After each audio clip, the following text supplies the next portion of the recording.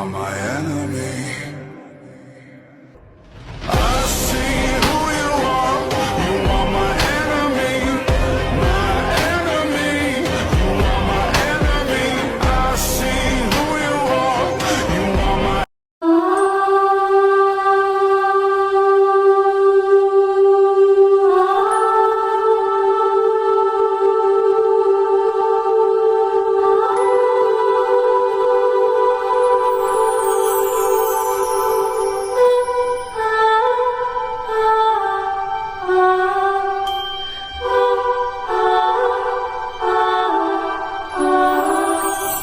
Assalamualaikum warahmatullahi wabarakatuh.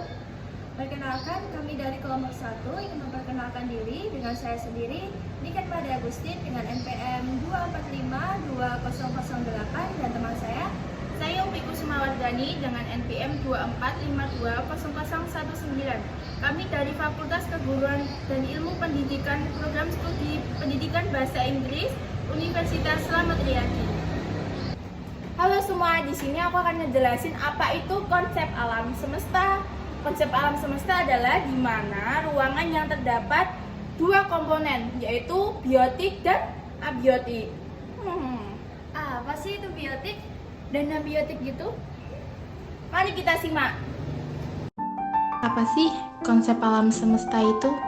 Konsep alam semesta ialah ruang di mana yang di dalamnya terdapat kehidupan biotik maupun abiotik, serta segala macam peristiwa alam yang dapat diungkapkan.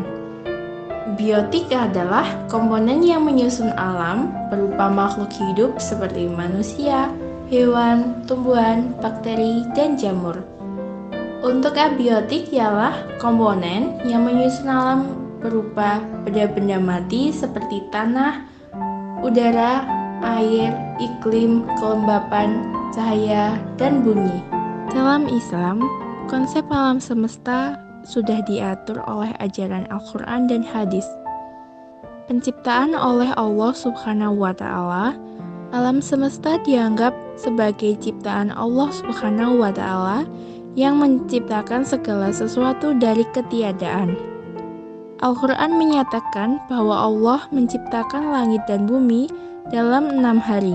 Tanda-tanda kebesaran Allah Subhanahu wa Ta'ala, alam semesta dipandang sebagai tanda kekuasaan dan kebesaran Allah. Banyak ayat dalam Al-Quran mengajak umat manusia untuk merenungkan ciptaannya sebagai bukti eksistensi dan keesaannya. Hukum dan ketertiban. Islam mengajarkan bahwa alam semesta beroperasi berdasarkan hukum-hukum yang ditetapkan Allah, menciptakan keteraturan dan keseimbangan dalam segala sesuatu. Hari Kebangkitan. Dalam Islam, terdapat keyakinan bahwa alam semesta akan mengalami akhir zaman, di mana akan ada kebangkitan manusia dan penilaian amal perbuatan.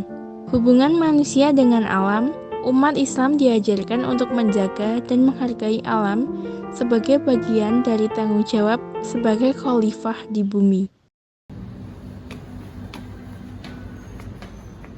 Kak, apa sih tujuannya penciptaan alam semesta itu? Oke, aku akan jelasin sedikit tentang tujuan penciptaan alam semesta. Tujuan penciptaan alam semesta pada dasarnya adalah sarana untuk menghantarkan manusia pada pengetahuan dan pembuktian tentang keberadaan dan kemahakuasaan Allah Subhanahu wa Ta'ala. Keberadaan alam semesta merupakan petunjuk yang jelas tentang keberadaan Allah Subhanahu wa Ta'ala. Oleh karena itu, dalam mempelajari alam semesta, manusia akan sampai pada pengetahuan bahwa Allah Subhanahu wa Ta'ala adalah zat yang menciptakan alam semesta. Tujuan penciptaan alam semesta. Berpegang pada dalil-dalil Al-Quran yang ada, maka alam semesta ini diciptakan oleh Allah adalah untuk kepentingan manusia dan untuk dipelajari manusia agar manusia dapat menjalankan fungsi dan kedudukannya sebagai manusia di muka bumi ini. Keberadaan alam semesta merupakan petunjuk yang jelas tentang keberadaan Allah Subhanahu wa Ta'ala. Oleh karena itu, dalam mempelajari alam semesta, manusia akan sampai pada pengetahuan bahwa Allah Subhanahu wa Ta'ala adalah zat yang menciptakan alam semesta. Al-Quran secara tegas menyatakan bahwa tujuan penciptaan alam semesta ini adalah untuk memperlihatkan kepada manusia tanda-tanda keberadaan dan kekuasaan Allah Subhanahu wa Ta'ala. Al-Quran menjelaskan bahwa penciptaan alam semesta bertujuan bukan menjadi seteru bagi manusia, bukan menjadi penghambat manusia dalam berpikir dan berkembang, juga bukan menjadi musuh manusia. Akan tetapi, alam semesta diciptakan oleh Allah Subhanahu wa Ta'ala untuk bekerja sama dengan manusia dengan menggunakan alam sebagai sumber dan mediasi untuk mendapatkan respon ilmu yang dapat membantu mereka dalam menjalankan amanah yang telah diberikan Allah Subhanahu wa Ta'ala sebagai khalifah dalam menjalankan roda kehidupan dan serta dalam menjalankan kemaslahatan umat manusia seluruhnya. Manusia dapat mengambil pelajaran dari alam semesta ini. Manusia harus memanfaatkan akalnya untuk berpikir tentang pemberdayaan alam bagi manusia. Kemudian, juga diterangkan bahwa alam semesta merupakan ladang ilmu bagi manusia yang darinya dapat diperoleh berbagai manfaat dalam memenuhi segala kebutuhan manusia yang pada akhirnya manusia itu akan dituntut untuk dapat mensyukuri atas apa-apa yang mereka peroleh dan mereka nikmati dari pemberian Allah Subhanahu wa Ta'ala.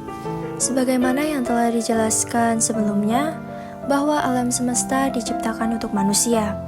Namun bukan berarti manusia dapat berbuat sekehendak hati di dalamnya. Hal ini bermakna bahwa kekuasaan manusia pada alam semesta ini bersifat terbatas. Manusia hanya boleh mengolah dan memanfaatkan alam semesta ini sesuai dengan iradah atau keinginan Tuhan yang telah mengamanahkan alam semesta ini kepada manusia. Memang, sebagai khalifah, Allah telah memberikan mandat kepada manusia untuk mengatur bumi dan segala isinya.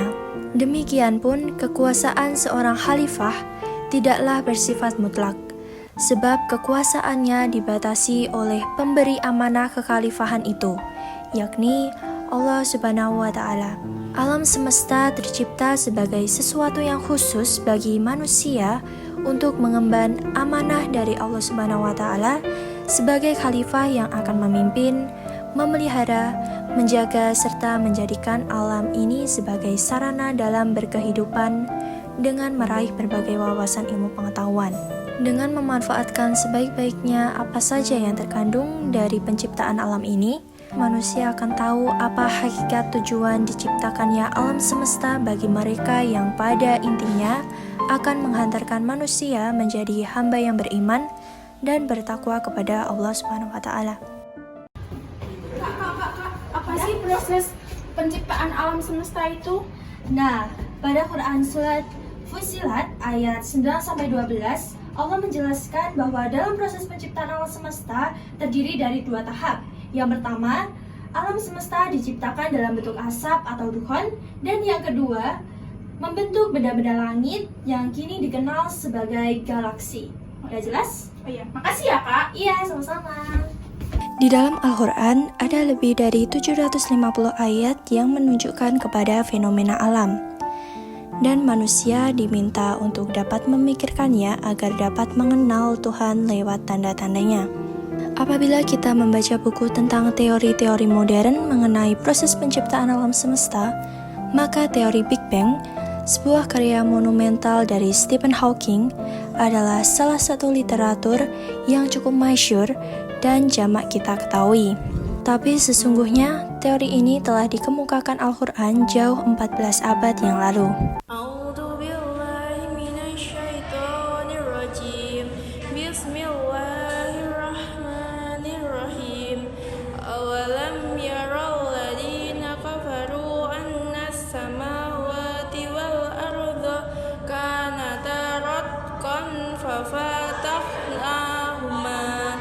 وجعلنا من الماء كل شيء حي أفلا يؤمنون. Ayat ini dipahami oleh sementara ilmuwan sebagai salah satu mukjizat Al-Quran yang mengungkapkan peristiwa penciptaan planet-planet. Banyak teori ilmiah yang dikemukakan oleh para pakar dengan bukti-bukti yang cukup kuat, yang menyatakan bahwa langit dan bumi tadinya merupakan satu gumpalan yang diistilahkan ayat ini dengan rothan. Lalu gumpalan itu berpisah sehingga terjadilah pemisahan antara bumi dan langit. Memang, kita tidak dapat memperatasnamakan Al-Quran mendukung teori tersebut. Namun, agaknya tidak ada salahnya teori-teori itu memperkaya pemikiran kita untuk memahami maksud firman Allah di atas. Sejak kejadiannya, pada peristiwa Big Bang, alam semesta ini berkembang secara evolutif. Ia mulai dengan kabut hidrogen yang berputar melanda dan berputar melalui ruang. Alam semesta penuh dengan asap yang renggang dari gas yang melimpah ini, yang merupakan 90% dari semua materi kosmos ini dalam gerak acak dari awan yang seperti itu. Atom-atom kadang berkumpul secara bersama, secara kebetulan untuk membentuk kantong-kantong gas yang padat. Dari peristiwa inilah bintang-bintang muncul.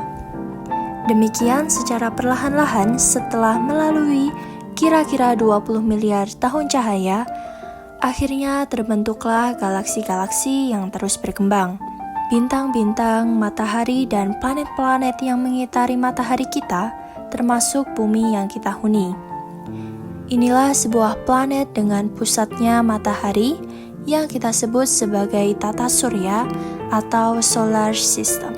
Menurut Quraish Shihab, bahwa penciptaan langit dan bumi dalam 6 masa 2 hari untuk menciptakan langit, 2 hari untuk penciptaan bumi, dan 2 hari untuk penciptaan sarana makhluk.